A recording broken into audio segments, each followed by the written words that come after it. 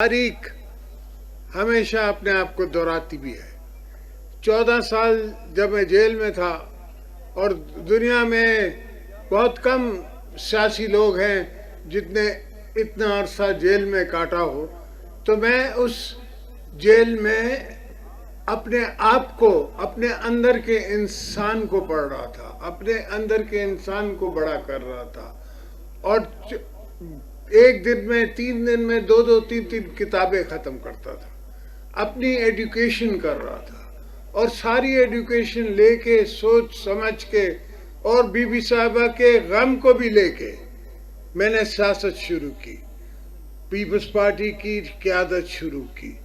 آج آپ کو میں بتاؤں کہ آج میری شادی کی سالگرہ ہے،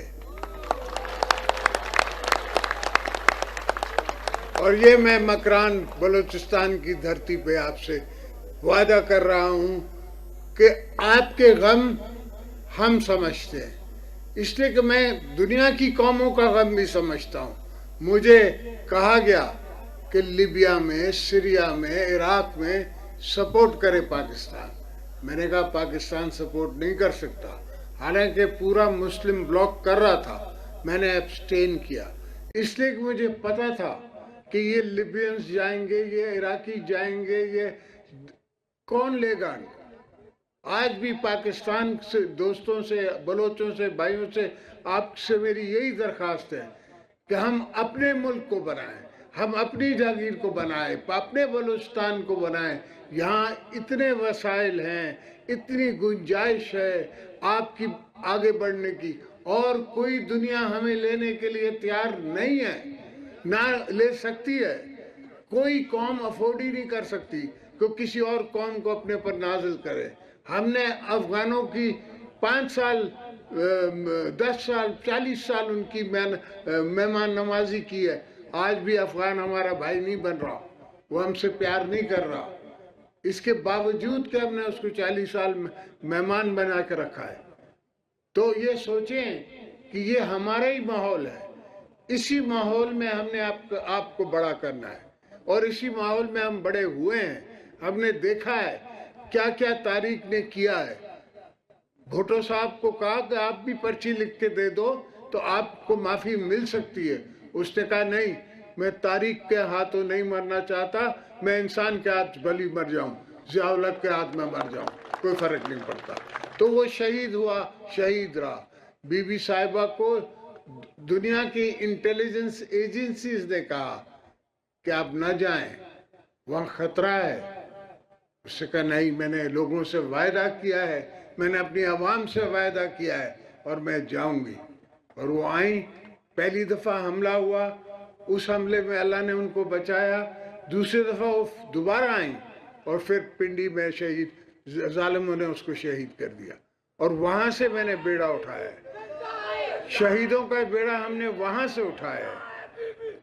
اور ہم ہمیشہ، جب بلوچستان کی حکومت تھی اور پیپلز پارٹی کی حکومت تھی، میں ان کو بول بول کے تھک جاتا تھا، میری سنتے نہیں تھے، اتنا خوف تھا کہ بات کرنے کے لیے تیار نہیں تھے فیڈریشن سے۔ میں نے خود نیشنل اسمبلی سے بیٹھ کے ایک بنائی اسٹریٹجی، اور اس کے ذریعے پھر آپ لوگوں کو میں نے حق دی ہے۔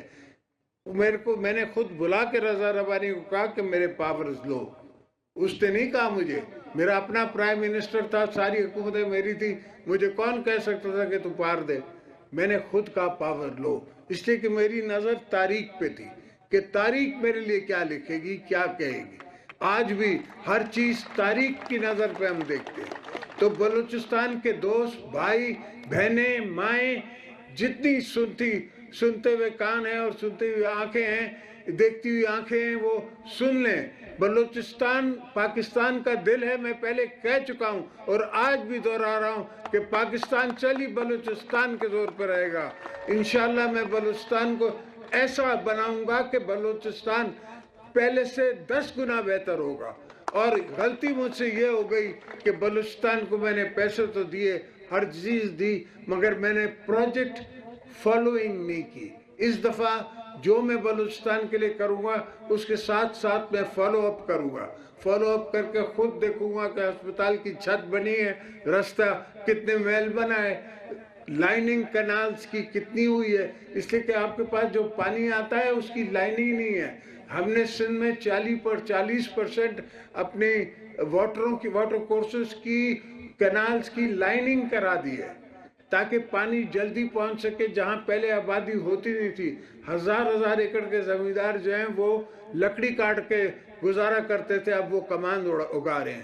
اور بلوچستان کی زمین تو ایسی ہے، میں سردار صاحب کو کہہ رہا تھا، نواب صاحب کو کہہ رہا تھا رستے میں کہ یہاں تو سونا اگ سکتا ہے اگر کوئی حل کرے، اس کا کوئی ہاتھ ڈالے اس میں۔ تو بلوچستان تو پاکستان کو انشاءاللہ دنیا کا بڑا ملک بنا سکتا ہے، مگر سوال یہ کہ بنے گا سب کچھ پیار سے، بنے گا سب کچھ بھائی چارے سے، بنے گا مار دھاڑ سے نہیں بنتا۔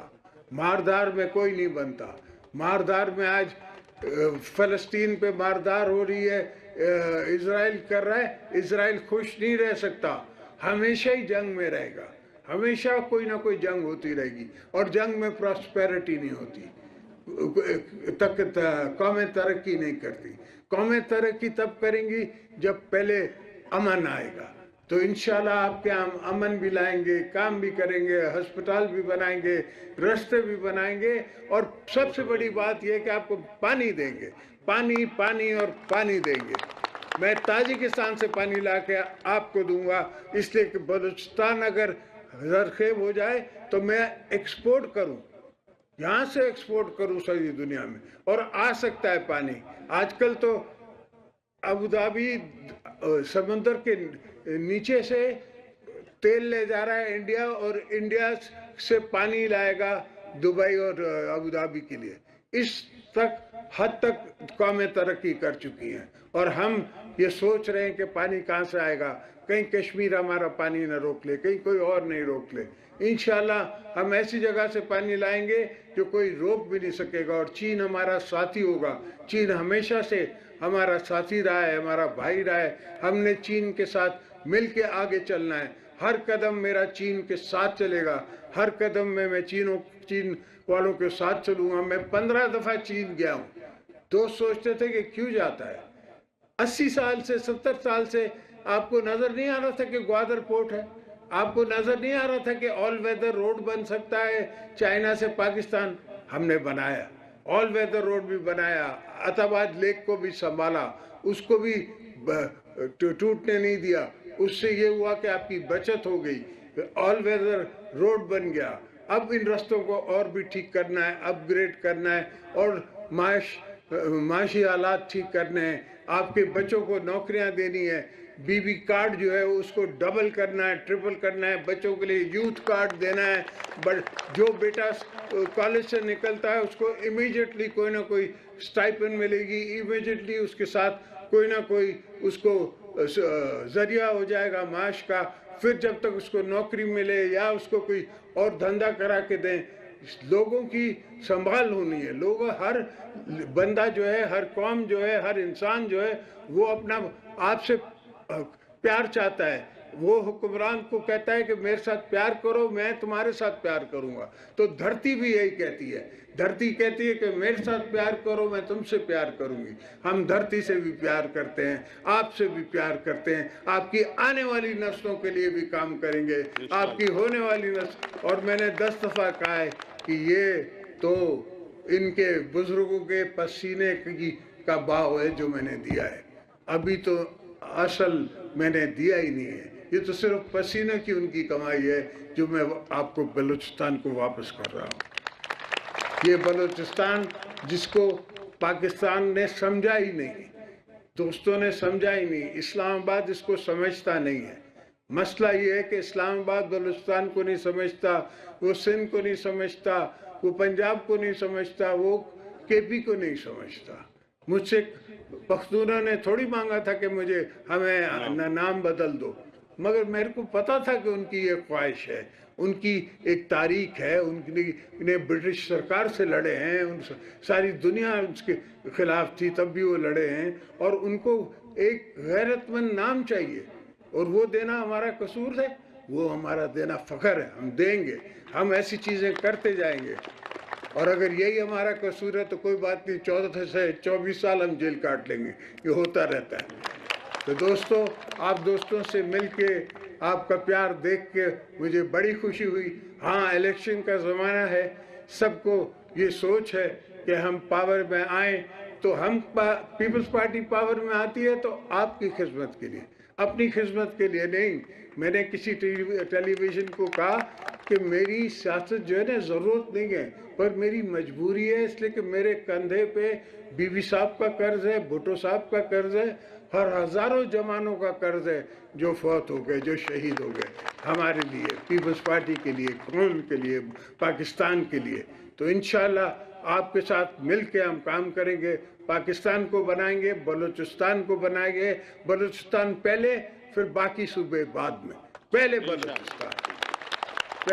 بلوچستان، پھر دوسری چیزیں. اس لیے کہ یہاں کا غم ہے، یہاں میں دکھ ہے، لوگوں نے یہاں لوگوں کو بھلایا ہوا ہے، یہاں کے جوان بھائیوں کو بھلایا ہوا ہے، یہاں کے لڑکوں کو بھلایا ہوا ہے، اور وہ بھول میں ان کے ساتھ چل رہے ہیں.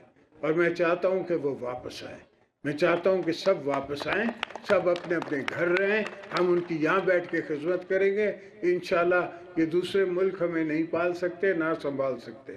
ہم خود اپنا آپ کو سنبھالیں گے، خود اپنے آپ کو ہم چلائیں گے.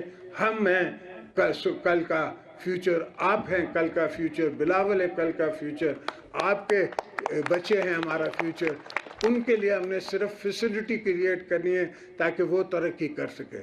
اور انشاءاللہ ایک یونیورسٹی نہیں، ہر ڈویژن میں یونیورسٹی بنائیں گے، ہر ڈسٹرکٹ میں کالجز بنائیں گے، اور ہر پاپولیشن کے حساب سے ان کی ہم میڈیکل یونیورسٹیز بنائیں گے، میڈیکل کالجز بنائیں گے، میڈیکل ہاسپٹلز بنائیں گے.